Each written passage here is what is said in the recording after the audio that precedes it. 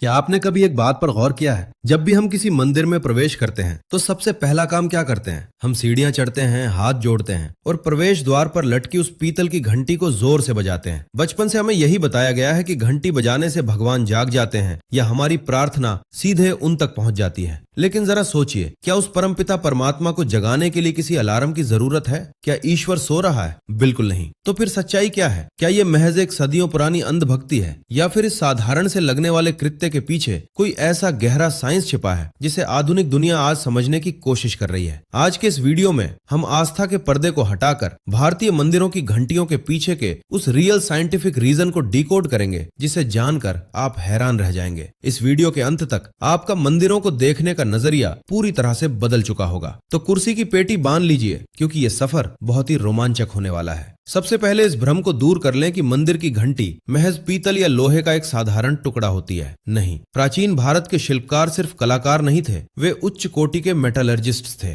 मंदिर की घंटी को एक विशेष मिश्र धातु से बनाया जाता है। इसमें मुख्य रूप से कैडमियम, लेड, कॉपर, जिंक, निकल और मैंगनीज का इस्तेमाल होता है। लेकिन असली जादू इन धातुओं में नहीं, बल्कि इनके रेशियो में है। इस अनुपात को इतने सटीक तरीके से मापा जाता है कि जब घंटी पर चोट की जाए तो उससे पैदा होने वाली ध्वनि केवल शोर ना हो, बल्कि एक विशिष्ट फ्रीक्वेंसी पैदा करे। आधुनिक विज्ञान इसे अकॉस्टिक इंजीनियरिंग कहता है, लेकिन हमारे पूर्वजों ने हजारों साल पहले ही इस तकनीक में महारत हासिल कर ली थी। घंटी का आकार, उसकी मोटाई और धातुओं का वो रहस्यमयी अनुपात, ये सब एक ही लक्ष्य के लिए डिजाइन किया गया था, आपके मस्तिष्क को नियंत्रित करना। कैसे? आइए समझते हैं। जब आप मंदिर की घंटी बजाते हैं और उसके ठीक नीचे खड़े होते हैं तो क्या होता है? एक तेज आवाज आती है, टनननन। क्या आपने कभी उस गूंज की अवधि गिनी है? विज्ञान कहता है कि एक सही तरीके से बनी मंदिर की घंटी की गूंज कम से कम 7 सेकंड तक हवा में तैरती है। ये 7 सेकंड का समय कोई इत्तेफाक नहीं है। हमारा मस्तिष्क 2 हिस्सों में बटा है। लेफ्ट ब्रेन जो तर्क, गणित और लॉजिक सोचता है, और राइट ब्रेन रचनात्मकता, कला और भावनाओं को संभालता है। अक्सर दिन भर की भागदौड़ में हमारे मस्तिष्क के ये दोनों हिस्से एक साथ तालमेल में नहीं होते। हमारे दिमाग में हजारों विचार एक साथ चल रहे होते हैं। जैसे ही घंटी की वो विशिष्ट फ्रीक्वेंसी आपके कानों से टकराती है, वो तुरंत आपके लेफ्ट और राइट ब्रेन को एक साथ सिंक्रोनाइज कर देती है। उस 7 सेकंड की गूंज के दौरान आपके दिमाग में चल रहा विचारों का बवंडर एकदम शांत हो जाता है। आपका मस्तिष्क एक जीरो स्टेट या ट्रांस स्टेट में चला जाता है। इसे हम ध्यान की गहरी अवस्था कह सकते हैं। यानी घंटी भगवान को जगाने के लिए नहीं,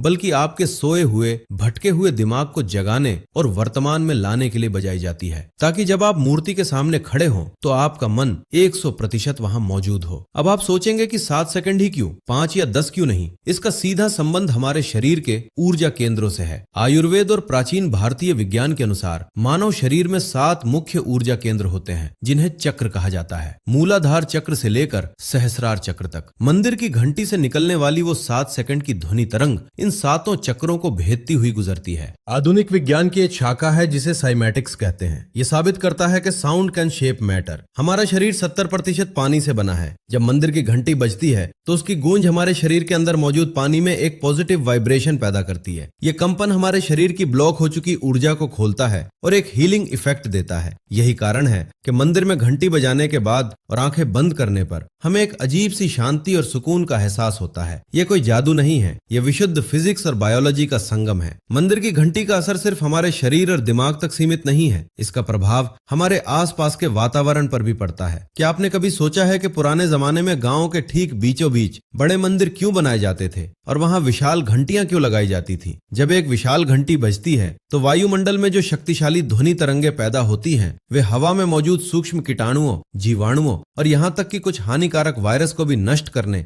या दूर भगाने की क्षमता रखती हैं। ये वातावरण को शुद्ध करने का एक प्राकृतिक तरीका था, एक तरह का अकूस्टिक एयर प्यूरिफायर। उस विशिष्ट आवृत्ति में इतनी ऊर्जा होती है कि वो आसपास के वातावरण की नेगेटिव एनर्जी को खत्म कर एक पॉजिटिव ऑरा का निर्माण करती है। तो दोस्तों, अगली बार जब आप किसी मंदिर में जाएं और उस पीतल की घंटी को अपने हाथों से छुएं, तो ये याद रखिएगा कि आप सिर्फ एक धातु के टुकड़े को नहीं छू रहे हैं, आप हजारों साल पुरानी एक ऐसी एडवांस साइंटिफिक टेक्नोलॉजी को छू रहे हैं जिसे हमारे पूर्वजों ने धर्म और आध्यात्म के आवरण में लपेटकर हम तक पहुंचाया है। उन्होंने ये बात बहुत अच्छे से समझ ली थी कि अगर इस ज्ञान को सिर्फ विज्ञान की किताबों में लिख दिया गया तो शायद आने वाली पीढ़ियां इसे भूल जाएंगी। इसलिए उन्होंने इसे हमारी दिनचर्या, हमारी आस्था और हमारी परंपराओं से जोड़ दिया। ताकि जाने अनजाने में ही सही हम इस साउंड थेरेपी का लाभ उठाते रहें। सनातन धर्म और भारतीय संस्कृति कभी भी अंधविश्वास पर आधारित नहीं थी। इसके हर एक नियम, हर एक रीति रिवाज के पीछे एक ठोस वैज्ञानिक आधार है। बस जरूरत है तो उस नजरिए की जो आस्था के पार जाकर उस विज्ञान को देख सके।